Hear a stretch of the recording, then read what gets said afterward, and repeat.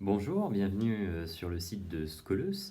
Alors aujourd'hui, nous allons parler un peu de cinéma, puisque je vais vous parler du nouveau film de Roland Emmerich, qui est un grand réalisateur, hein. Roland Emmerich, vous savez, c'est ce grand réalisateur qui a déjà fait Independence Day 2012, donc un spécialiste du film de destruction, hein, apocalyptique, avec beaucoup d'explosions. On peut le ranger dans la catégorie des cinéastes à grand spectacle, au même titre que Robert Zemeckis, Steven Spielberg ou même Michael Bay. Et d'ailleurs, c'est intéressant parce que pour parler de Michael Bay, le réalisateur qui avait travaillé avec Steven Spielberg et qui avait fait les Transformers, Michael Bay avait réalisé, on va dire, le dernier grand film de guerre qui avait marqué Hollywood et surtout qui avait marqué par l'ampleur de sa réalisation et de sa production, qui était Pearl Harbor, un film qui date maintenant déjà de 2001, donc il y a 18 ans, hein. Et en fait, là, on revient ici à un grand film de guerre avec beaucoup d'avions, de porte-avions, sur une bataille décisive de l'année 1942 dans la guerre du Pacifique, qui oppose donc le Japon et les États-Unis d'Amérique. Alors c'est un film que Roland Emmerich n'a pas pu produire avec un grand studio. C'est-à-dire qu'il n'y a pas la Fox ou la Paramount ou d'autres grands studios qui ont souhaité produire ce film. Donc en fait, Roland Emmerich, qui est un réalisateur très aisé, hein, puisque ses films sont parmi les films au monde qui ont fait le plus d'entrées, hein, au box-office, a pu se permettre, avec sa propre société de production et d'autres sociétés, de produire ce film en indépendant. Et c'est ça c'est assez exceptionnel. Mais c'est assez révélateur de ce qu'est en train de devenir Hollywood. Et parce qu'on voit que, par exemple, les frères Cohen sont obligés de faire financer leurs films par Netflix. On le voit avec Martin Scorsese dont le prochain film The Irishman avec De Niro et Al Pacino ne sortira pas majoritairement en salle, mais sera disponible sur Netflix. Il sortira en salle, mais dans quelques salles uniquement. Donc on voit qu'Hollywood est en train de devenir une sorte d'ensemble de studios qui ne produisent presque uniquement que des films de franchise, les Marvel, et comme l'a dit très justement Scorsese il y a quelques jours, il a dit voilà, on va au cinéma pour voir un parc d'attractions. Alors, avec Midway de Roland Emmerich, est-ce qu'on est dans du cinéma de parc d'attractions? Je dirais oui et non.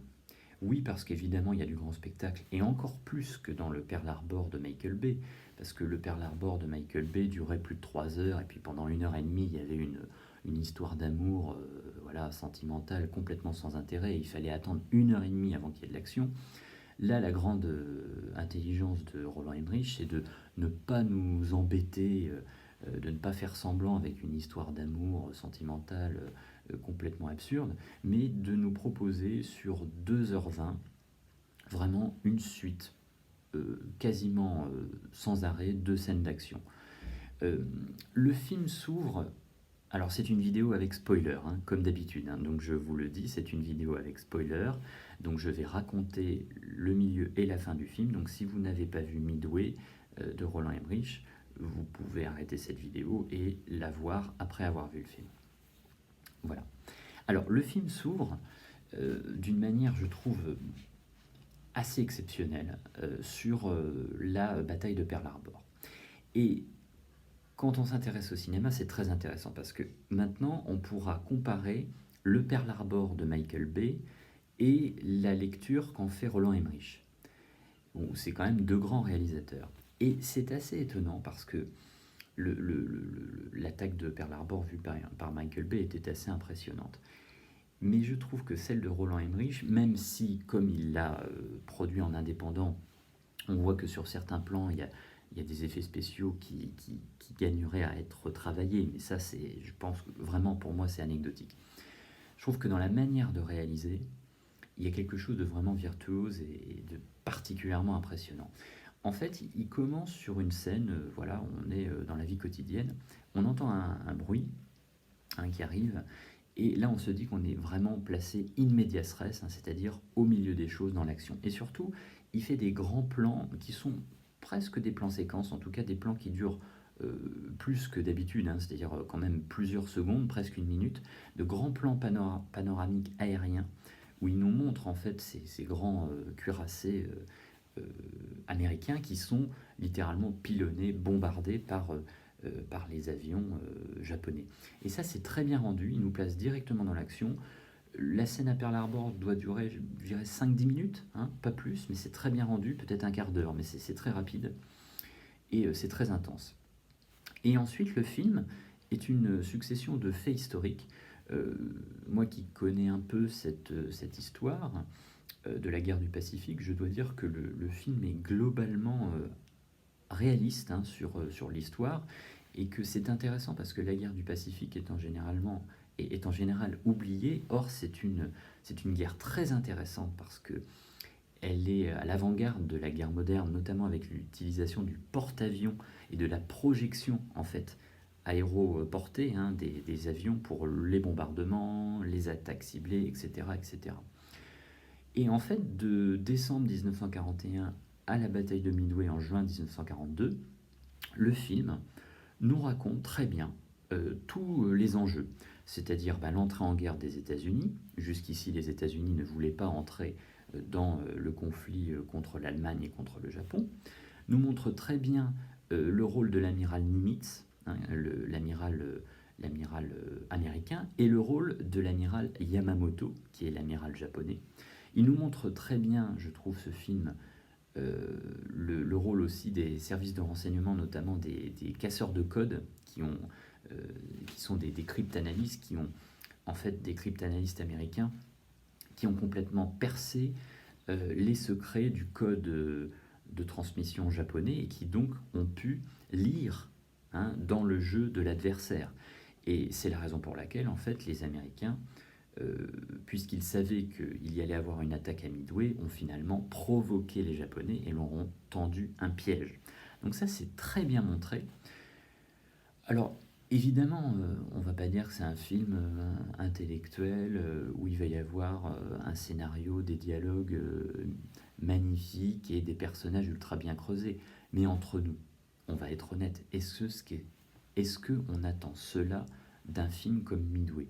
Non, on n'attend pas des grandes réflexions philosophiques, intellectuelles, métaphysiques sur la mort, etc. Euh, voilà, les personnages ne sont pas très creusés, ils sont parfois caricaturaux. Ok, mais en même temps, on a envie de dire, pour un film de guerre comme ça, pour un film d'histoire, qui est à la limite, hein, parfois je dirais du docu-fiction, c'est-à-dire vous savez, des choses qu'on voit à la télévision de reconstitution, ce mélange d'aspects documentaires et de reconstitution historique. C'est ça ce film Midway, et c'est une grande réussite de ce point de vue-là. Est-ce qu'on attend une grande réflexion métaphysique? Non. Voilà, pour qu'il y ait de l'énergie et du dynamisme de la vie dans l'histoire, on n'a pas besoin qu'il y ait voilà, un grand approfondissement psychologique des personnages. Voilà. Donc, ça joue le jeu. Moi, je trouve que Roland Emmerich vraiment respecte son cahier des charges, ce qu'on attend de lui. Et ce qu'on attend de lui, c'est surtout du spectaculaire. Parce que Roland Emmerich, c'est Independence Day, et surtout, c'est 2012. 2012, qui est un film vraiment incroyable, d'explosion. C'est aussi Le jour d'après. Enfin, ces grands films vraiment massifs, hein, apocalyptiques. Et il nous montre ça, Roland Emmerich. Et on a même envie de dire, voilà, on a notre dose d'attaques en piqué, de caméras qui voltigent dans les airs. C'est aussi un bel hommage à John Ford, le grand réalisateur américain John Ford, qui était présent lors de la bataille de Midway, qui a fait on a son film, hein, d'ailleurs, vous pouvez le regarder, on a son film, La bataille de Midway, qui dure 20 minutes à peu près, et qui est incroyable, parce que rien qu'avec le film de l'époque de John Ford, qui est un film documentaire, hein, un film de journaliste en fait, hein, sur le terrain, journaliste de guerre, on voit la violence inouïe de cette bataille, hein, qui est incroyable, avec des explosions partout, etc. Et il montre John Ford, d'ailleurs, qui a été blessé, hein, lors de cette bataille de Midway. Donc c'est aussi un clin d'œil de Roland Emmerich à ce grand réalisateur qui a été John Ford.